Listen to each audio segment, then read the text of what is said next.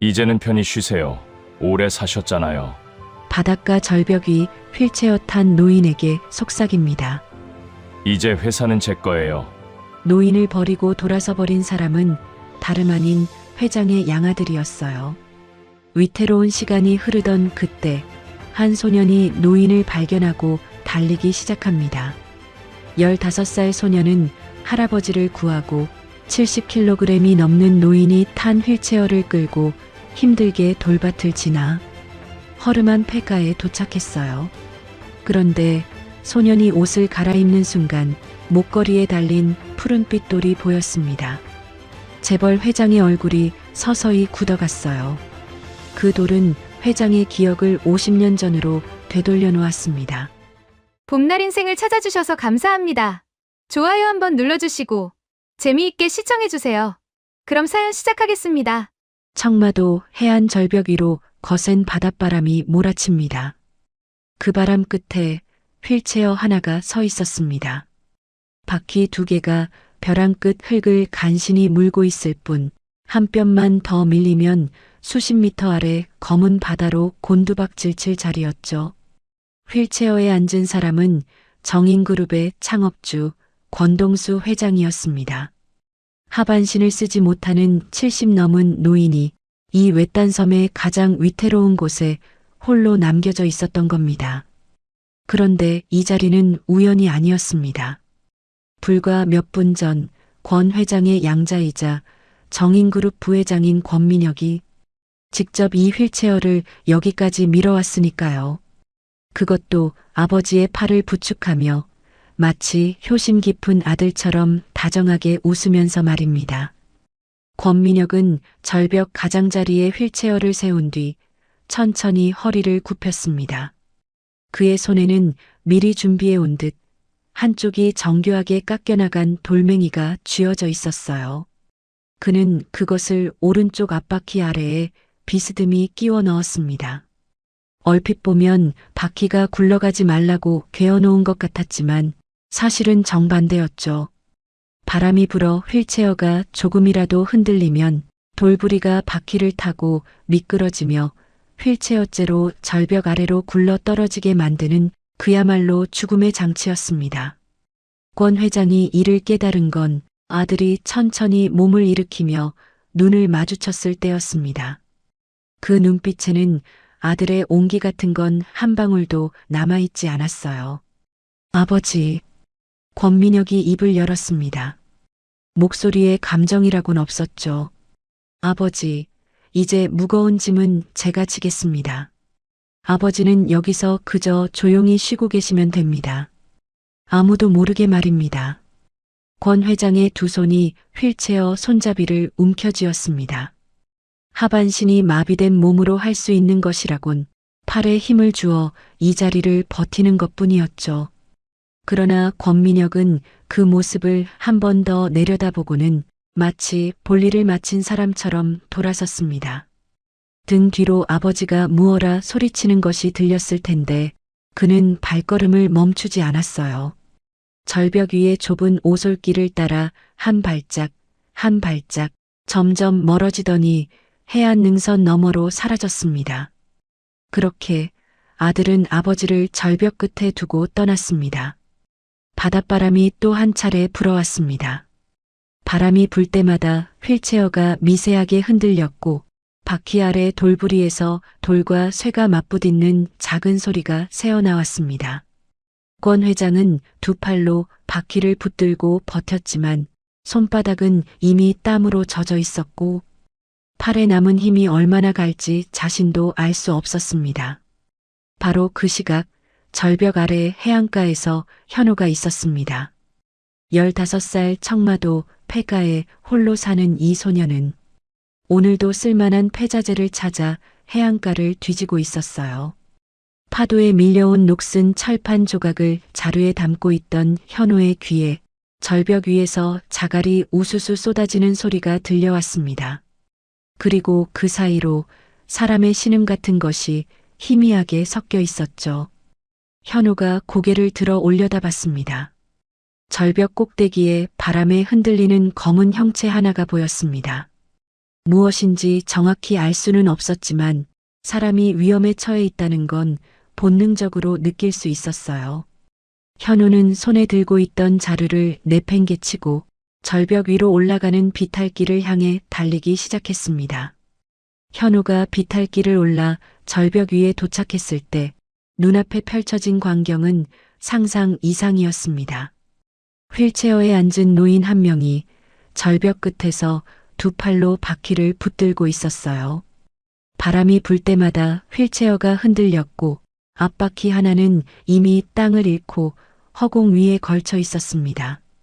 바퀴 아래 비스듬히 끼어 있던 돌부리가 거의 빠져나간 상태였죠. 현우는 생각할 겨를도 없이 뛰어갔습니다. 두 손으로 휠체어 손잡이를 낚아채는 동시에 자기 발을 옆에 바위 틈에 단단히 걸었어요. 몸이 앞으로 끌려가는 힘이 느껴졌지만 이를 악물고 버텼습니다. 그렇게 온 체중을 뒤로 실어 한 발짝 끌어당기자 허공에 떠있던 앞바퀴가 다시 땅을 밟았습니다. 권 회장이 거칠게 숨을 몰아쉬며 고개를 돌렸습니다. 자신을 잡고 있는 것이 양복 입은 경호원도 비서도 아닌 땀에 절은 소년이라는 것을 알아차린 순간 눈이 커졌어요. 그러나 현우는 노인의 표정을 살필 여유조차 없었습니다. 절벽 끝은 여전히 위험했고 바람은 그칠 기미가 없었으니까요. 현우는 휠체어를 절벽에서 최대한 안쪽으로 끌어당긴 뒤 잠시 숨을 고르며 주변을 둘러봤습니다. 노인을 업고 가야 하나 싶었지만 70이 넘은 어른의 체구는 15살 소년이 등에 지기엔 무리였어요. 그보다는 휠체어째로 옮기는 편이 나았습니다. 문제는 절벽에서 현우의 폐가까지 이어지는 길이 갯바위와 자갈이 널린 돌밭이라는 것이었죠. 현우는 휠체어 뒤로 돌아가 손잡이를 두 손으로 움켜쥐었습니다. 그리고 있는 힘을 다해 밀기 시작했어요. 첫 몇 발짝은 그럭저럭 굴러갔습니다. 그러나 갯바위 지대에 접어들자 상황이 달라졌어요. 울퉁불퉁 솟아오른 바위 사이사이에 바퀴가 빠지고 걸리고 멈추기를 반복했습니다. 한 번 걸릴 때마다 현우는 휠체어를 들어 올리다시피 해서 바위를 넘겨야 했고 70kg이 넘는 무게가 고스란히 팔과 허리로 쏟아졌죠. 할아버지, 조금만 참으세요. 제가 안전한 곳까지 꼭 모셔다 드릴게요. 현우가 내뱉은 말은 그것뿐이었습니다. 그 뒤로는 거친 숨소리와 바퀴가 돌 위를 긁는 소리만이 절벽 아래 바람에 실려 흩어졌죠. 권 회장은 소년의 등을 바라보고 있었습니다. 땀에 젖어 등에 달라붙은 낡은 셔츠, 돌에 긁혀 벌겋게 달아오른 팔뚝, 그리고 돌밭 위에 찍히는 붉은 발자국까지. 불과 1시간 전 자기 손으로 키운 아들이 이 절벽에 자신을 버리고 떠났습니다. 그런데 지금 이름도 모르는 소년이 이 무거운 휠체어를 끌고 가고 있었어요. 권 회장의 입술이 떨렸습니다. 무어라 말을 꺼내려 했지만 목구멍이 막혀 소리가 나오지 않았어요. 그저 소년의 땀에 젖은 뒷모습을 바라보며 주름진 두 손을 무릎 위에서 꽉 쥐는 것밖에 할 수 없었습니다. 해가 기울기 시작할 무렵 저 멀리 비바람에 낡을 대로 낡은 지붕 하나가 보였습니다. 현우의 집이었어요. 소년의 걸음은 이미 비틀거리고 있었지만 그 지붕을 본 순간 마지막 힘을 짜내듯 손잡이를 다시 꽉 움켜쥐었습니다. 현우의 집은 집이라 부르기 민망할 만큼 허물어져 있었습니다. 지붕 한쪽은 바람에 뜯겨나간 자리를 비닐과 폐목재로 덧대어 놓았고 벽은 금이 간 시멘트 사이로 바깥바람이 그대로 들어왔어요. 문이라고 달린 것은 녹슨 경첩에 간신히 매달린 합판 한 장뿐이었죠. 그런데도 현우는 이 집에 권 회장의 휠체어를 들여놓으며 미안한 듯 고개를 숙였습니다. 많이 허름하죠. 그래도 바람은 좀 막아줍니다. 현우는 방 한쪽 구석에서 꾹꾹 눌러 접어두었던 낡은 이불을 꺼냈습니다. 군데군데 솜이 빠져나와 있었지만 나름 깨끗하게 빨아둔 흔적이 있었어요. 소녀는 그 이불을 권 회장의 무릎부터 가슴까지 정성스럽게 덮어주었습니다. 권 회장은 이불을 덮어주는 소년의 손끝을 내려다봤습니다. 손바닥은 갯바위에 긁혀 곳곳이 벗겨져 있었고 마른 핏자국이 송금 사이에 엉겨 붙어 있었어요. 조금 전까지 자기 휠체어를 끌느라 생긴 상처였습니다. 너 손 좀 보자. 권 회장이 소년의 손목을 잡으려 하자 현우는 손을 슬쩍 등 뒤로 감추며 웃었습니다. 괜찮아요. 이 정도는 맨날 그래요. 그러고는 훌쩍 돌아서서 구석에 걸린 다른 옷을 꺼내 들었습니다. 땀에 절은 상의를 벗어 한쪽에 걸고 마른 옷으로 갈아입으려는데 바로 그 순간이었습니다. 현우의 목에서 무언가가 흘러나왔어요. 낡은 가죽끈에 매달린 작은 펜던트 하나. 폐가 안으로 스며든 늦은 오후의 햇살이 그 위를 스치자 이 허름한 공간에 어울리지 않는 맑은 푸른빛이 한 줄기 번졌습니다. 권 회장의 시선이 그 빛에 못 박혔습니다. 청명석이었습니다. 청마도 해안 깊은 곳에서만 드물게 나는 세상 어디에서도 볼 수 없는 빛깔의 돌. 권 회장은 그 빛을 알고 있었습니다. 잊을 수가 없었습니다. 50년 전 자신이 가장 비참하고 배고팠던 시절에 한 아주머니가 자기 손에 쥐어주었던 바로 그 빛깔이었으니까요. 그때 받았던 청명석은 세월이 흐르며 어딘가에서 잃어버린 지 오래였습니다. 그런데 지금 똑같은 돌이 이 소년의 목에 걸려 있었어요. 권 회장의 입술이 바르르 떨렸습니다. 심장이 가슴 안에서 벽을 치듯 요동쳤고 두 눈이 소년의 목에서 떠나지 못했어요. 혹시 머릿속에서 그 두 글자가 종을 치듯 울렸습니다. 현우야. 간신히 입을 연 권 회장의 목소리는 자기가 들어도 놀랄 만큼 떨리고 있었습니다. 그 목걸이 혹시 어디서 난 것이냐? 현우는 옷을 갈아입다 말고 고개를 돌렸습니다. 노인의 눈빛이 이상하리만치 간절한 것을 느꼈지만 대수롭지 않다는 듯 목걸이를 손가락으로 만지며 대답했어요. 아, 이거요? 돌아가신 저희 할머니가 유일하게 남겨주신 거예요. 이것 말고는 할머니 흔적이 사진 한 장밖에 없거든요. 그래서 저한테는 목숨보다 소중한 거예요. 현우의 목소리는 담담했습니다.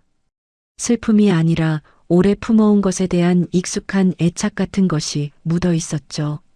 그러나 그 말을 듣는 권 회장의 얼굴에서는 핏기가 빠져나가고 있었습니다.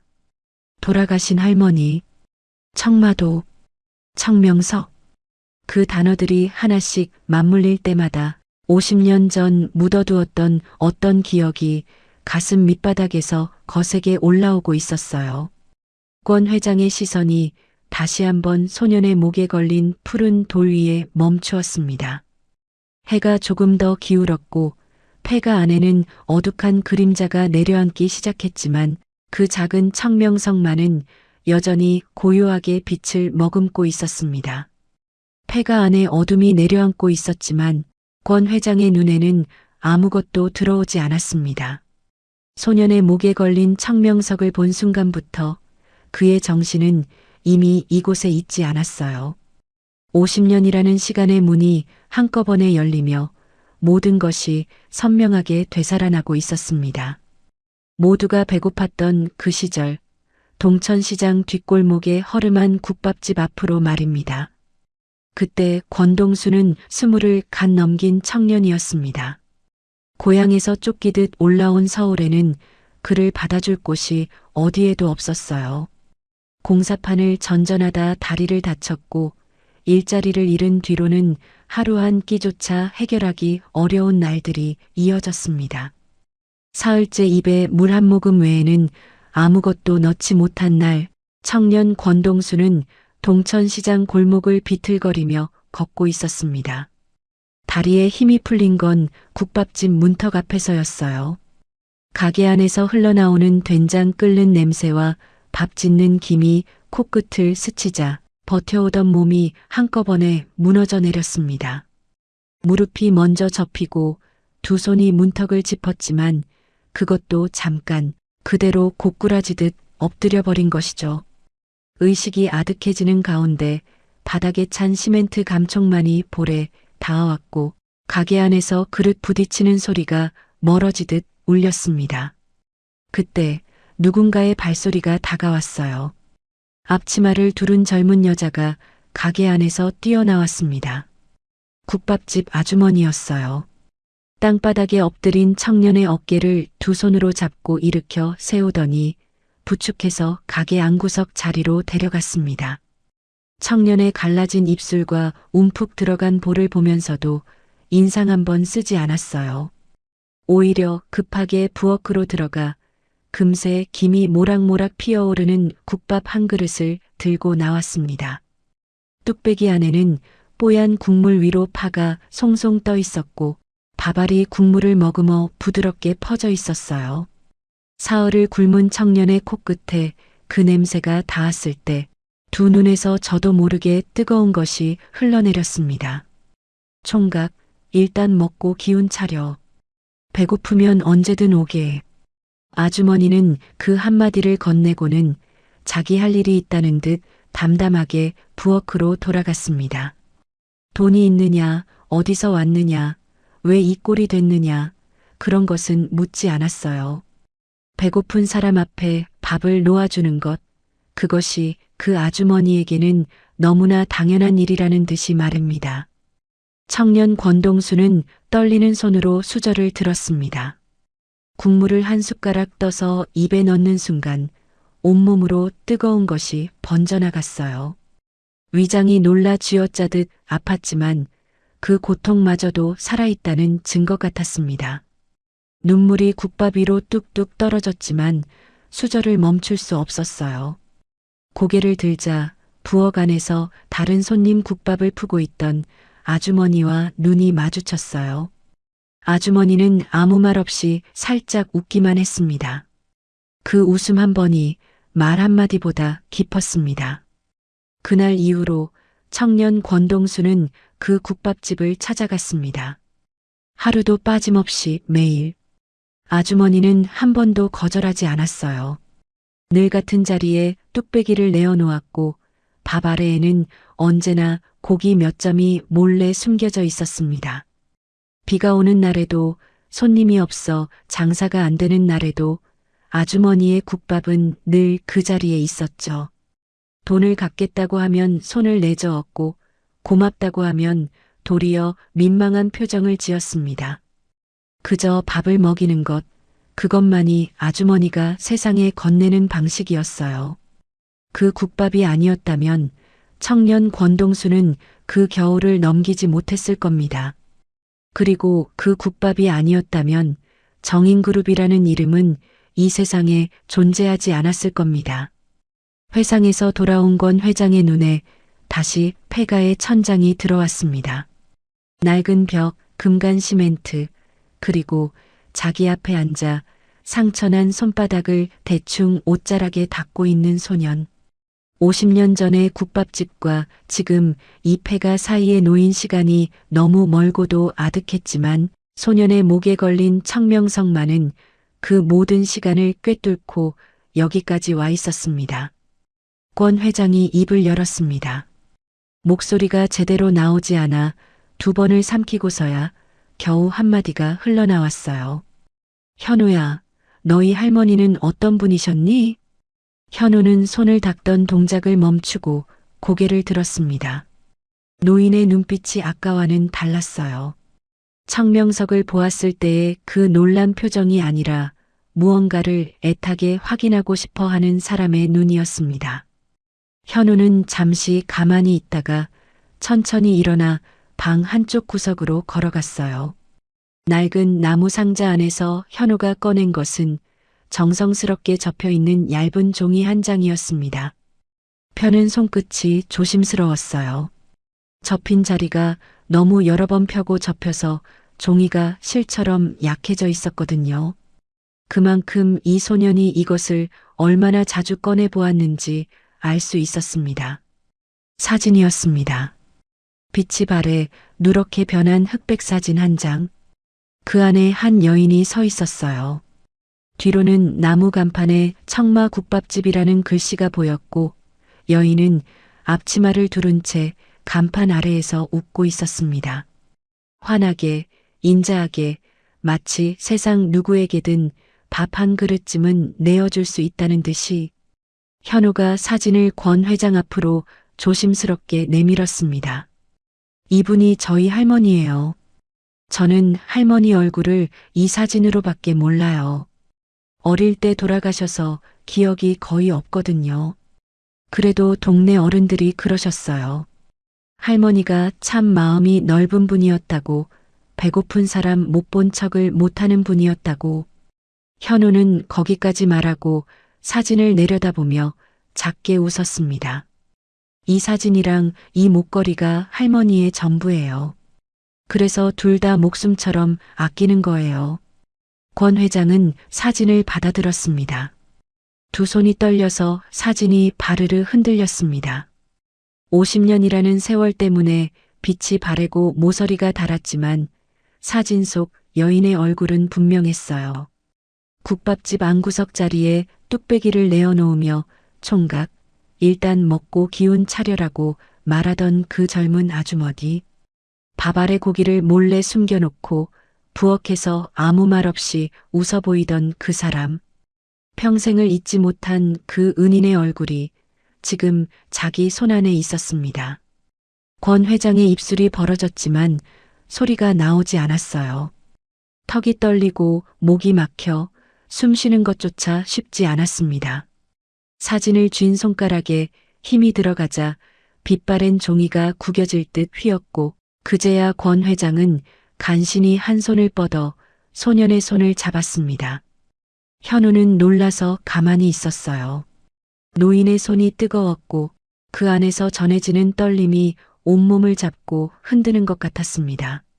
무슨 일인지 알 수 없었지만 함부로 손을 빼면 안 될 것 같았어요. 권 회장의 눈에서 눈물이 쏟아졌습니다. 참으려 한 것도 아니고 터뜨리려 한 것도 아니었어요. 그저 50년이라는 시간 동안 쌓이고 쌓여있던 것이 이 사진 한 장 앞에서 한꺼번에 무너져 내린 것이었습니다.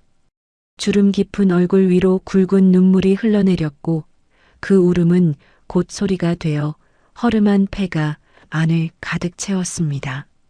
아주머니, 권 회장이 사진을 가슴에 끌어안으며 떨리는 목소리로 말했어요. 당신의 손자가 이번에는 제 목숨을 직접 구했습니다. 현우는 노인이 왜 우는지, 왜 할머니 사진을 가슴에 안고 있는지 이해할 수 없었습니다. 그저 노인의 손을 잡은 채 가만히 곁에 앉아 있었어요. 무슨 사연인지는 몰라도 이 눈물이 그치기 전에 손을 놓아서는 안 된다는 것만은 알 수 있었습니다. 그러나 권 회장의 울음은 쉬이 그치지 않았습니다. 50년 전에 국밥 한 그릇, 밥 아래 숨겨진 고기 몇 점, 아무 말 없이 건네던 웃음, 그리고 오늘 피를 흘리며 자신의 휠체어를 끌어준 소년. 그 모든 것이 한꺼번에 가슴을 쳐서 견딜 수가 없었던 거예요. 한참을 울던 권 회장의 몸이 서서히 기울었습니다. 사진을 안은 채로 고개가 앞으로 떨어지듯 숙여졌고 현우가 황급히 어깨를 잡았을 때는 이미 의식이 가물가물해진 뒤였어요. 극심한 충격과 피로가 한꺼번에 밀려온 것이었습니다. 할아버지, 할아버지, 정신 차리세요. 현우가 다급하게 부르는 소리가 폐가 안에 울렸지만 권 회장은 더 이상 대답하지 못했습니다. 가슴에 안긴 빛바랜 사진 위로 마르지 않은 눈물 자국만이 번져 있었습니다. 현우가 권 회장의 이마 위에 물에 적신 천을 올려놓았을 때 바깥에서 소리가 들려왔습니다. 처음에는 바람 소리인가 싶었어요. 그런데 귀를 기울이자 분명히 사람의 발소리였습니다. 그것도 한두 명이 아니었죠. 여러 개의 발이 자갈을 밟으며 다가오는 소리가 해안 쪽에서 폐가를 향해 점점 가까워지고 있었습니다. 현우는 창틈으로 밖을 내다봤습니다. 어둑해진 해안길을 따라 검은 점퍼를 입은 사내 서너 명이 손전등을 들고 이쪽으로 오고 있었어요. 손전등 불빛이 좌우로 바위며 수풀을 훑고 있었고 그 움직임은 분명 무언가를 찾고 있는 사람들의 것이었습니다. 절벽에서 떨어졌을 시신을 찾으러 온 거구나. 현우의 머릿속이 빠르게 돌아갔습니다. 할아버지를 절벽에 버리고 간 누군가가 보낸 사람들이라는 건 15살 소년도 짐작할 수 있었어요. 그리고 만약 할아버지가 살아있다는 사실을 들키면 두 사람 모두 위험해진다는 것도요. 현우는 곧바로 움직였습니다. 먼저 방 한쪽에 세워둔 휠체어를 끌고 가서 부엌 구석, 폐자재 더미 뒤에 눕혀 놓았어요. 낡은 합판과 비닐을 위에 덮으니 얼핏 봐서는 잡동사니 무더기와 구분이 되지 않았습니다. 그 다음 의식 없는 권 회장을 안다시피 끌어서 낡은 장롱 뒤에 숨겨진 좁은 벽장 안으로 옮겼습니다. 이 벽장은 원래 문짝이 떨어져 나간 것을 현우가 장롱을 앞에 대어 가려놓은 공간이었는데 안에 사람 하나가 누울 정도의 틈이 있었어요. 권 회장의 몸을 눕히고 낡은 이불로 덮은 뒤 장롱을 다시 제자리로 밀어 벽장 입구를 막았습니다. 발소리가 대문 앞까지 왔습니다. 쾅! 합판문이 거칠게 밀려 열렸어요. 손전등 불빛이 폐가 안으로 쏟아져 들어왔고 사내 둘이 안으로 들어섰습니다. 나머지 한둘은 집 주변을 돌며 창틈으로 안을 비추고 있었죠. 현우는 방바닥에 앉아 있었습니다. 일부러 자고 있다가 깨어난 사람처럼 눈을 비비며 일어나는 척했어요. 맨 앞에 사내가 손전등으로 현우의 얼굴을 비추며 물었습니다. 아, 여기 너 혼자 사냐? 네, 혼자예요. 해안가에서 사람 못 봤어? 휠체어 탄 노인. 현우는 고개를 갸우뚱하며 되물었습니다. 휠체어요? 이 섬에서 휠체어를 왜 타고 다녀요? 못 봤는데. 사내는 대답 대신 손전등을 들어 방 안 곳곳을 훑기 시작했습니다. 빗줄기가 벽을 타고 지나가고 구석에 쌓인 폐자재 위를 스치고 천장에 갈라진 틈새까지 비추었죠. 다른 사내 하나가 부엌 쪽으로 들어가더니 바닥에 놓인 냄비를 발로 걷어차고 폐자재 더미를 손전등으로 비추었습니다. 비닐 아래 눕혀놓은 휠체어가 있는 바로 그 더미였어요. 현우의 심장이 목구멍까지 차올랐지만 얼굴에는 아무것도 내비치지 않았습니다. 사내는 더미를 대충 훑어보고는 고개를 돌렸어요. 다시 방으로 돌아온 사내가 장롱 쪽으로 다가갔습니다. 손전등 불빛이 장롱과 벽 사이의 틈을 비추었어요. 빗줄기가 장롱 옆면을 타고 올라가 벽장 쪽으로 흘러들었습니다. 그 얇은 빛이 장롱 뒤로 스며들어 권 회장이 누워있는 벽장 안쪽을 핥듯 지나가는 순간 현우가 벌떡 일어나며 소리쳤어요. 아, 참. 그러고 보니까. 사내들의 시선이 일제히 현우에게로 쏠렸습니다. 장롱 쪽을 비추던 손전등도 방향이 바뀌어 현우의 얼굴 위에 멈추었어요. 아까 해안에서 폐자재 줍다가 산 너머 동굴 쪽에서 누가 소리 지르는 걸 들었어요. 무슨 소리인지는 잘 몰랐는데 사람 찾는 거면 그쪽을 가보시는 게 나을걸요. 사내가 눈을 가늘게 뜨며 현우를 내려다봤습니다. 15살 소년의 얼굴에는 거짓의 흔적 같은 건 없었어요. 섬에서 혼자 사는 아이가 무얼 알겠냐는 듯 사내는 코웃음을 치며 동료를 돌아봤습니다. 동굴 쪽이래. 가보자. 사내들이 하나둘 패가 밖으로 나갔습니다. 발소리가 자갈길 위로 점점 멀어져 갔고 손전등 불빛도 산 너머로 사라졌습니다. 현우는 그 소리가 완전히 들리지 않을 때까지 대문 앞에 서서 움직이지 않았습니다. 바람 소리만 남은 것을 확인하고 나서야 다리에서 힘이 풀려 그 자리에 주저앉았어요. 심장이 갈비뼈를 두드리듯 뛰고 있었고 꽉 쥐었던 두 손바닥에 손톱 자국이 하얗게 나 있었습니다. 한참을 그렇게 앉아 숨을 고르고 나서야 현우는 천천히 일어나 장롱을 옆으로 밀었습니다. 벽장 안에서 권 회장은 여전히 의식 없이 누워 있었지만 숨소리는 고르게 이어지고 있었어요. 현우는 노인의 이불을 다시 여미며 작은 목소리로 중얼거렸습니다. 할아버지, 걱정 마세요. 제가 지켜드릴게요. 폐가 밖으로는 다시 바닷바람만이 불어오고 있었습니다. 다음 날 새벽 권 회장이 의식을 되찾았습니다. 벽장 안에서 몸을 일으킨 권 회장에게 현우는 물 한 사발과 자기가 아껴두었던 건빵 몇 조각을 내밀었어요. 노인은 건빵을 입에 넣으면서도 시선이 자꾸 현우의 목에 걸린 청명석 쪽으로 갔지만 지금은 그 이야기를 할 때가 아니었습니다. 밤사이 사내들이 다녀간 일을 들은 권 회장의 표정이 무겁게 가라앉았어요. 현우야, 너한테 부탁할 것이 하나 있다. 권 회장이 현우를 앞에 앉히고 천천히 말했습니다. 서울에 자신의 비서실장이 있는데 이 사람에게 자기가 살아있다는 것을 알려야 한다고요. 전화번호 11자리를 2번 불러주었고 현우는 그 숫자를 성냥갑 안쪽 면에 작은 글씨로 적어 넣었습니다. 성냥갑을 점퍼 안주머니 깊숙이 밀어넣는 현우를 보며 권 회장이 말했어요. 위험하면 그냥 돌아와라. 절대 무리하지 마라. 현우는 대답 대신 고개를 한번 끄덕이고 폐가를 나섰습니다. 섬 바깥으로 나가려면 마을 입구의 좁은 길목을 지나야 했습니다. 그런데 그 길목 근처에 어젯밤의 사내 중 하나가 서성이고 있는 것이 멀리서 보였어요. 아직 수색을 포기하지 않은 거였죠. 현우는 길을 돌려 뒷산 비탈을 타기로 했습니다.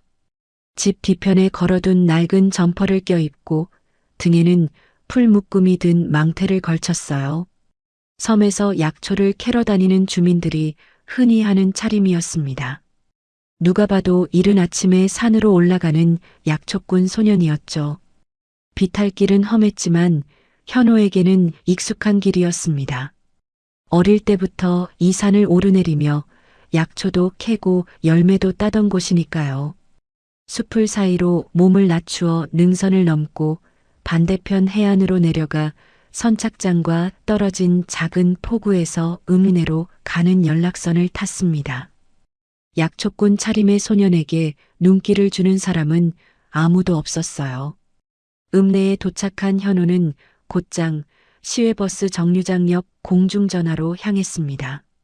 안주머니에서 성냥갑을 꺼내 안쪽 면에 적힌 번호를 확인한 뒤 동전을 넣고 번호를 눌렀어요. 신호가 3번 갔을 때 전화기 너머로 여자의 목소리가 들렸습니다. 네, 이주희입니다. 짧고 또렷한 목소리였어요.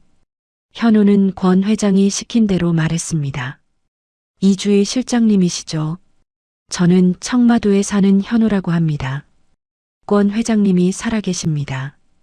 회장님이 이 번호로 전화하라고 하셨어요. 전화기 너머가 조용해졌습니다. 한 박자, 2박자, 그리고 길게 내쉬는 숨소리가 들려왔어요. 그 숨소리 끝에 실려오는 떨림을 현우도 느낄 수 있었습니다. 살아계신다고요?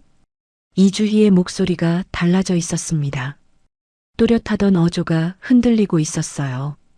지금 회장님 상태는 어떠세요? 현우가 상황을 간추려 설명했습니다. 절벽에서 구한 일, 폐가에 모셔놓은 일, 어젯밤 사내들이 다녀간 일까지. 이주희는 중간에 한 번도 끊지 않고 끝까지 들었고 현우가 말을 마치자 가라앉은 목소리로 말했어요. 현우 씨, 고마워요. 오늘 밤 안에 제가 직접 가겠습니다. 아무한테도 이 전화 이야기 하지 마세요. 전화가 끊어진 뒤 현우는 성냥갑에 적힌 번호를 손톱으로 긁어지웠습니다. 그리고 왔던 길을 되돌아 다시 청마도로 향했어요. 그날 밤이었습니다. 바다 위에 달이 떠오르고 파도 소리만 일렁이던 청마도 남쪽 포구에 불빛 하나 없는 작은 고깃배가 소리 없이 닿았습니다. 배에서 내린 사람은 검은 옷에 운동화 차림의 여자 한 명이었어요. 이주희 비서실장이었습니다. 포구에서 미리 나와 기다리고 있던 현우가 손짓으로 길을 안내했고 둘은 불빛 없이 어둠 속을 걸어 폐가까지 이동했습니다. 폐가 문을 열고 안으로 들어선 이주희는 벽장 옆 바닥에 이불을 덮고 앉아있는 권 회장을 보았습니다.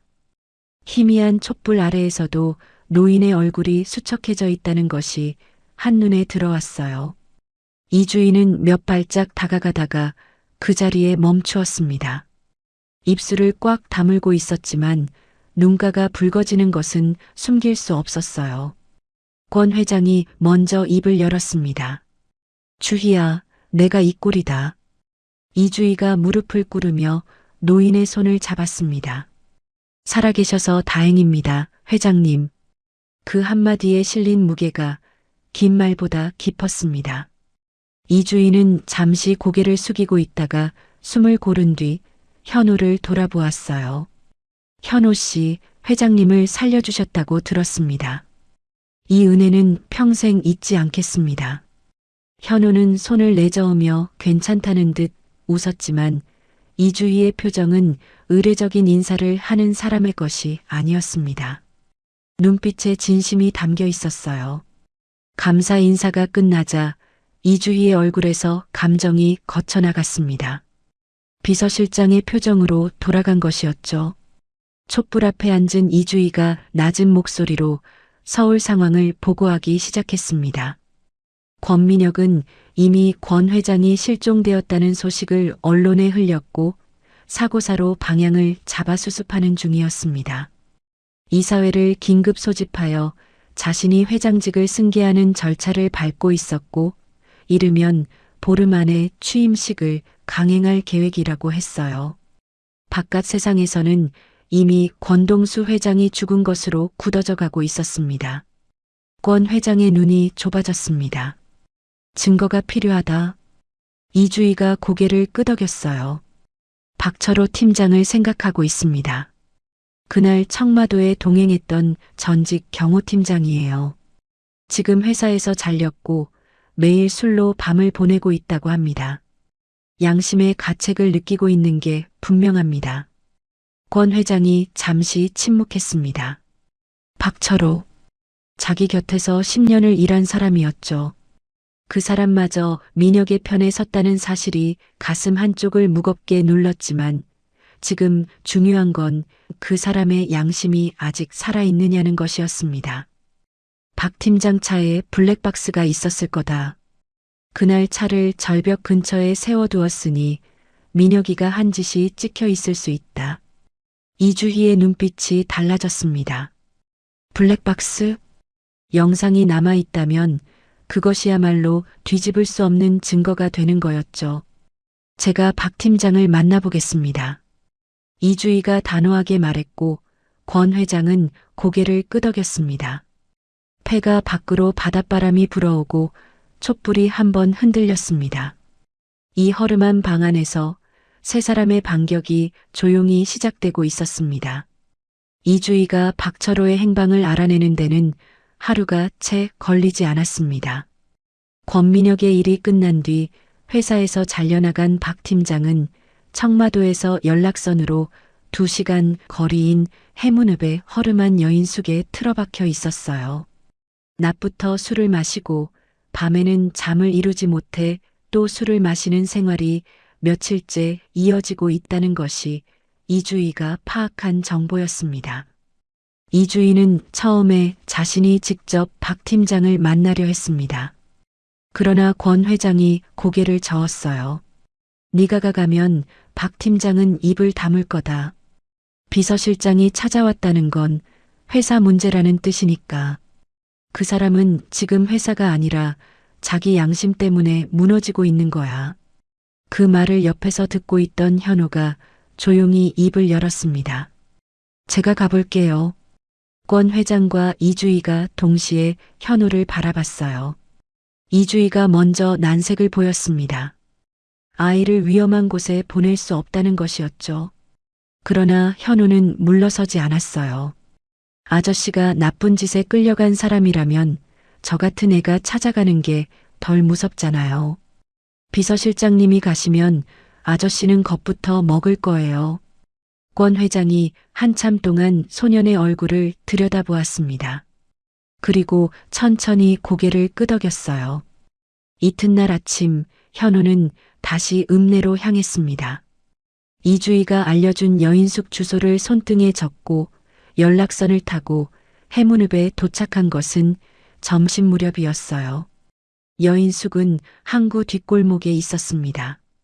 페인트가 벗겨진 간판 아래로 좁은 계단을 올라가자 복도 끝 방에서 텔레비전 소리가 흘러나왔어요. 문을 두드려도 대답이 없었습니다. 현우가 다시 한번 두드리자 안에서 굵은 목소리가 터져 나왔어요. 누구야, 됐으니까 꺼져. 현우는 물러서지 않고 입을 열었습니다. 박철호 아저씨, 저 청마도에서 왔어요. 권 회장 할아버지 이야기 때문에 왔습니다. 안쪽이 조용해졌습니다. 텔레비전 소리만 흐르던 침묵이 몇 초간 이어지더니 문이 열렸어요. 문 안에 서 있는 남자는 현우가 상상했던 경호팀장의 모습과는 거리가 멀었습니다. 쭈글쭈글한 러닝셔츠에 면바지 차림이었고 면도를 하지 않아 턱 아래로 거무스름한 수염이 자라 있었어요. 방 안에는 빈 소주병이 여러 개 나뒹굴고 있었고 커튼이 쳐져 낮인데도 어두컴컴했습니다. 그 안에서 풍기는 쉰술 냄새가 복도까지 밀려왔죠. 박 팀장의 눈이 현우를 훑었습니다. 15살짜리 소년이 청마도에서 권 회장 이야기를 하러 왔다는 말에 얼굴빛이 변한 것을 현우는 놓치지 않았어요. 뭔 소리야? 회장님은 돌아가셨어. 안 돌아가셨어요. 현우가 똑바로 박 팀장의 눈을 바라보며 말했습니다. 제가 살렸어요. 절벽에서 떨어지시기 직전에 제가 휠체어를 잡았어요. 지금 살아계십니다. 박 팀장의 입이 반쯤 벌어졌습니다. 손에 들고 있던 소주잔이 미세하게 흔들렸어요. 현우는 그 흔들림을 보며 말을 이었습니다. 아저씨, 저는 할아버지가 왜 그 절벽 끝에 계셨는지 알아요. 누가 그렇게 만들었는지도요. 그날 아저씨도 그 자리에 있었잖아요. 박 팀장이 고개를 돌렸습니다. 현우의 눈을 마주치지 못하는 것이었어요. 커튼 사이로 스며든 얇은 햇살이 바닥에 줄을 그었고 빈 소주병 위를 지나가는 그 빗줄기가 유난히 선명했습니다. 현우는 한 발짝 더 다가가며 말했어요. 할아버지를 살린 건 제 손이었지만 아저씨는 진실로 할아버지를 살릴 수 있어요. 제가 한 건 그날 하루였지만 아저씨가 하실 수 있는 건 할아버지의 남은 전부를 지켜드리는 거예요. 방 안이 조용해졌습니다. 텔레비전에서 흘러나오는 웃음소리가 공허하게 울렸고 박 팀장은 한참 동안 바닥만 내려다보고 있었어요. 현우는 더 이상 말하지 않았습니다. 이 사람의 안에서 무언가가 싸우고 있다는 것을 느낄 수 있었으니까요. 얼마나 시간이 흘렀을까. 박 팀장이 천천히 방 안쪽으로 걸어가 침대 밑에서 검은 가방 하나를 꺼냈습니다. 지퍼를 열고 안에서 꺼낸 것은 손바닥만 한 크기의 작은 저장 장치였어요. 블랙박스 영상이다. 박 팀장의 목소리가 낮게 갈라졌습니다. 그날 내 차를 절벽 근처에 세워뒀었어. 부회장이 회장님 휠체어 바퀴에 돌부리를 끼우는 것까지 전부 찍혀 있다. 지우려고 몇 번이나 손이 갔는데 끝내 못 지웠어. 박 팀장이 저장 장치를 현우의 손에 올려놓았습니다.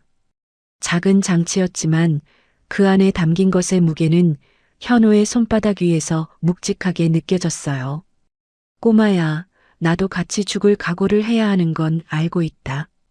그래도 이 안에 있는 게 나한테는 매일 밤 목을 조르고 있었어.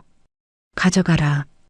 현우는 저장 장치를 두 손으로 감싸 쥐고 깊이 고개를 숙였습니다. 감사합니다, 아저씨. 할아버지가 아저씨를 원망하지 않으실 거예요. 현우는 여인숙을 나와 곧장 이주희에게 연락했습니다. 그날 저녁 이주희가 직접 해문읍에 도착해 저장 장치를 넘겨받았어요. 밤새 보안이 철저한 외부 서버 3곳에 영상을 분산 전송했고 원본은 별도의 장소에 봉인했습니다. 영상 속에는 권민혁이 아버지의 휠체어 바퀴 아래에 정교하게 깎은 돌부리를 끼우는 장면이 선명하게 담겨 있었습니다. 각도까지 계산하며 돌을 비틀어 넣는 손, 그리고 일어서며 아버지를 내려다보는 그 표정까지 변명의 여지가 없는 증거였어요. 이주인은 영상 전송을 마치고 나서야 폐가의 권 회장에게 전화를 걸었습니다. 회장님, 확보했습니다. 이제 때를 기다리기만 하면 됩니다. 전화기 너머로 권 회장의 깊은 한숨이 들렸습니다. 안도의 숨이었는지 아니면 자기 아들의 범행을 눈으로 확인해야 하는 아버지의 숨이었는지 이주희도 쉽게 알 수 없었습니다. 청마도 위로 별이 떠오르고 있었고 폭로의 날은 조용히 다가오고 있었습니다. 보름 뒤 서울 정인그룹 본사 대강당은 사람들로 가득 차 있었습니다. 단상 위에는 권민혁의 대형 사진과 함께 정인그룹 신임 회장 취임식이라는 현수막이 걸려 있었고 강당 앞줄에는 이 사진과 주요 주주들이, 뒤쪽에는 수십 대의 카메라를 든 기자들이 자리를 잡고 있었어요. 조명이 환하게 켜진 무대 위로 검은 정장을 차려입은 권민혁이 올라섰습니다. 권민혁은 단상 중앙에 서서 강당을 한번 둘러보았습니다. 이 사진에 박수가 터지고 카메라 플래시가 연이어 번쩍였어요. 그 빛 속에서 권민혁은 준비해온 원고를 펼쳤습니다. 오늘 이 자리에 서게 된 것이 영광이기보다 무겁습니다. 목소리를 가라앉히며 시작한 권민혁의 표정에는 슬픔과 결의가 적절하게 섞여 있었어요. 연기였습니다. 처음부터 끝까지 한치의 빈틈없이 짜인 연기였죠. 아버님께서 불의의 사고로 우리 곁을 떠나신 지 보름이 지났습니다. 아버님의 숭고한 정신을 잊지 않겠습니다. 정인그룹을 아버님께서 걸어오신 길 위에 반드시 올려놓겠다는 약속을 드립니다.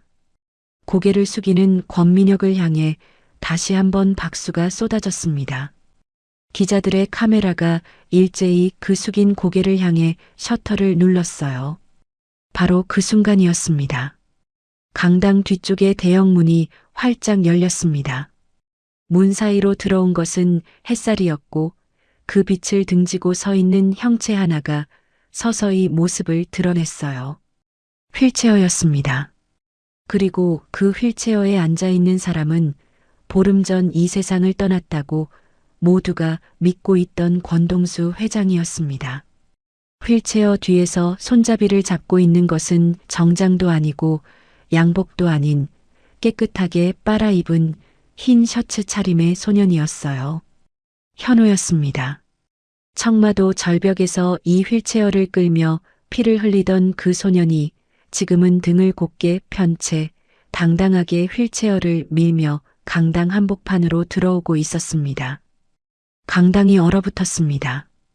박수가 멎었고 카메라 셔터 소리도 멈추었어요. 수백 개의 눈이 일제히 강당 뒤쪽으로 향했고 누군가의 입에서 회장님? 이라는 소리가 흘러나왔습니다. 그 한마디가 도화선이 되어 강당 안이 술렁이기 시작했어요. 단상 위에 권민혁은 원고를 쥔 채로 굳어 있었습니다. 입이 반쯤 벌어져 있었고 마이크를 잡은 손이 미세하게 떨리고 있었어요.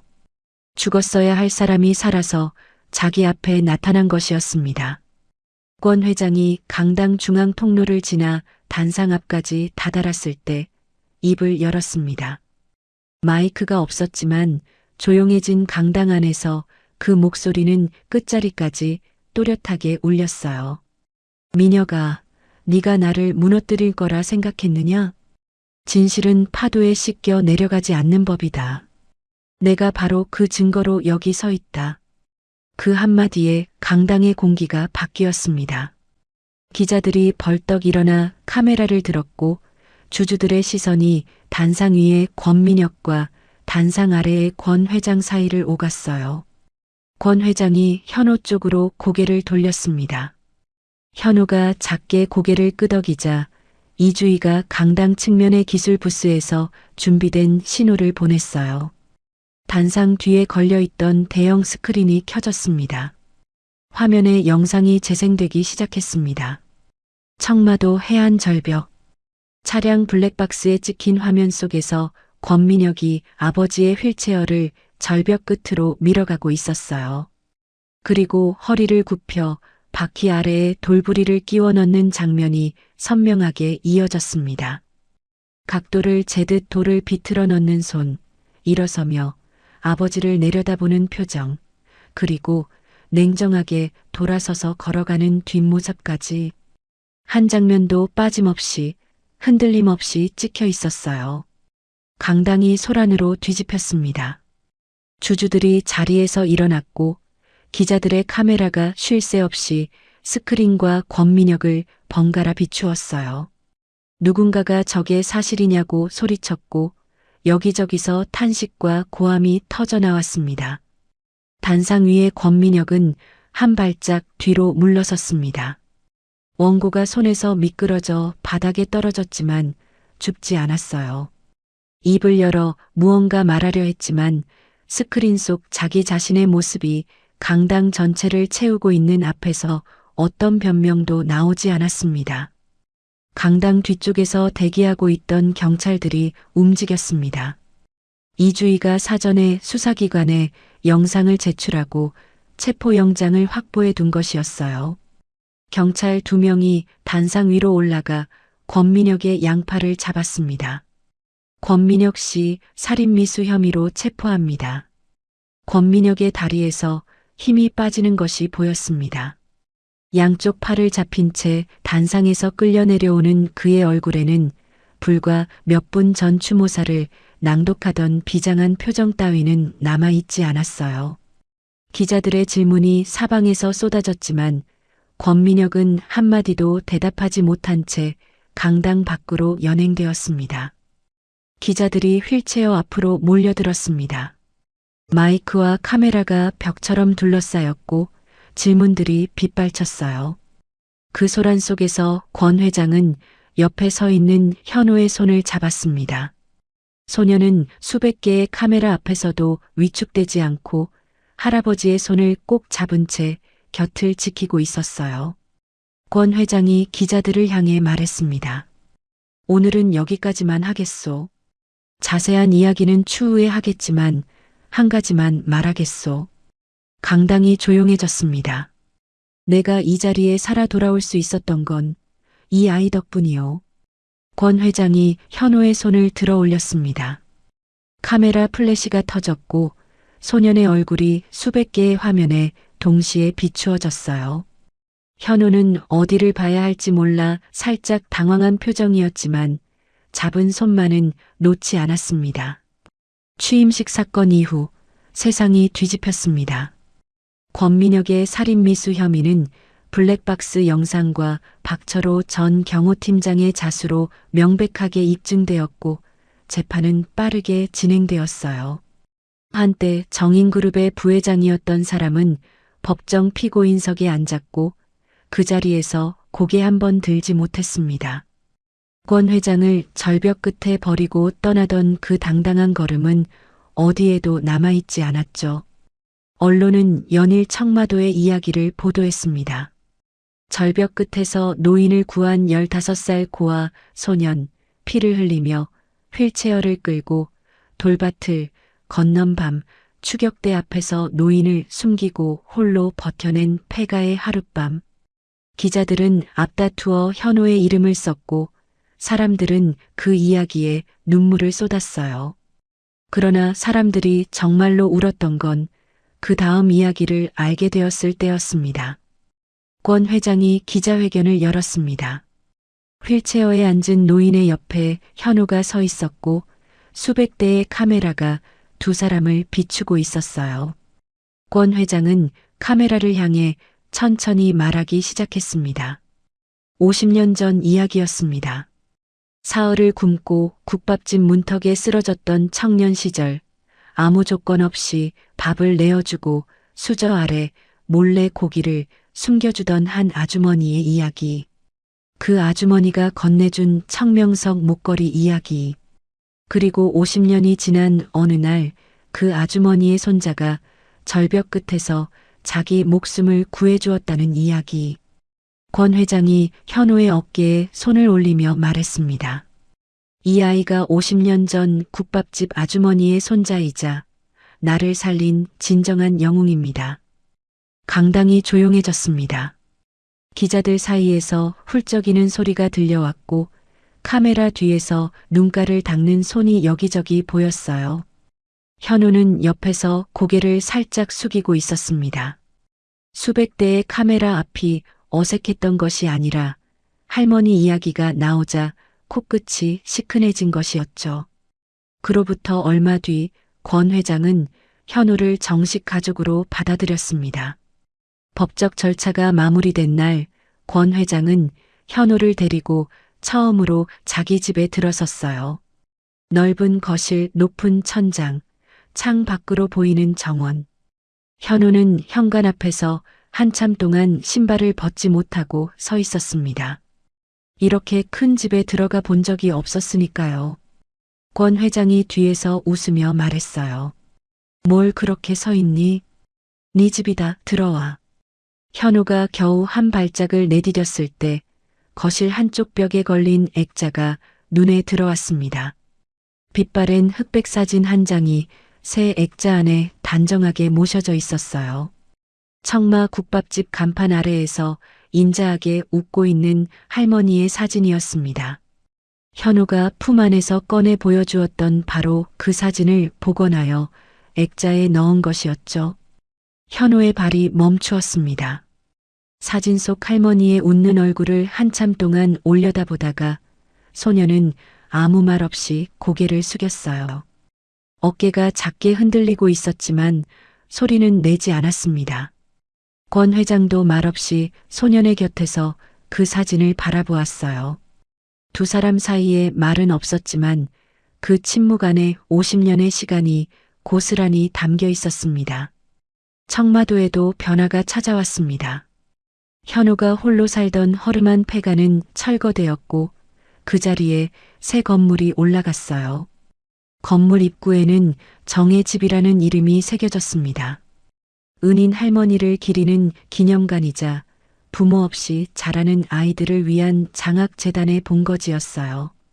기념관 안에는 할머니의 사진과 청명석 원석이 전시되었고 한쪽 벽에는 권 회장이 직접 쓴 글귀가 걸렸습니다.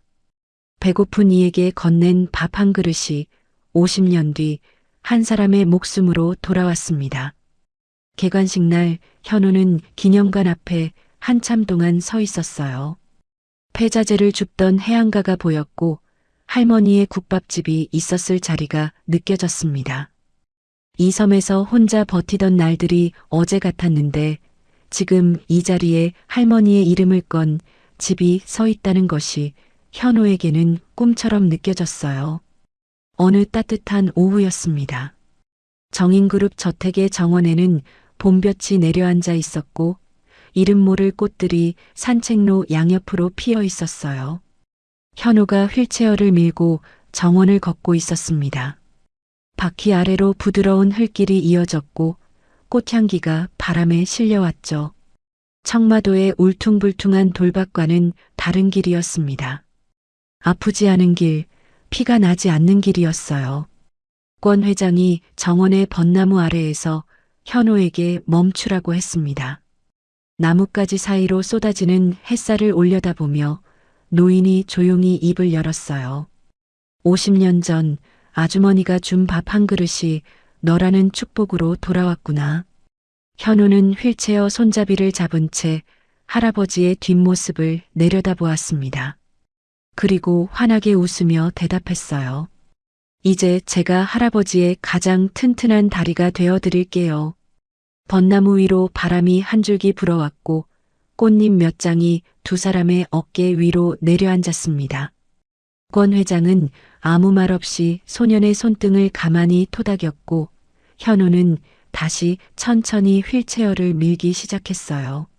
정원 끝에서 꺾이는 산책로를 따라 두 사람의 그림자가 나란히 길 위에 누웠습니다. 할아버지의 그림자와 소년의 그림자가 겹치지 않게, 그러나 떨어지지도 않게 함께 천천히 앞으로 나아가고 있었습니다. 오늘도 끝까지 시청해주셔서 감사합니다. 오늘 사연 주인공들에게 하시고 싶은 말씀이 있으시다면 댓글 남겨주세요. 항상 여러분의 인생이 봄날처럼 따뜻하기를 기원합니다.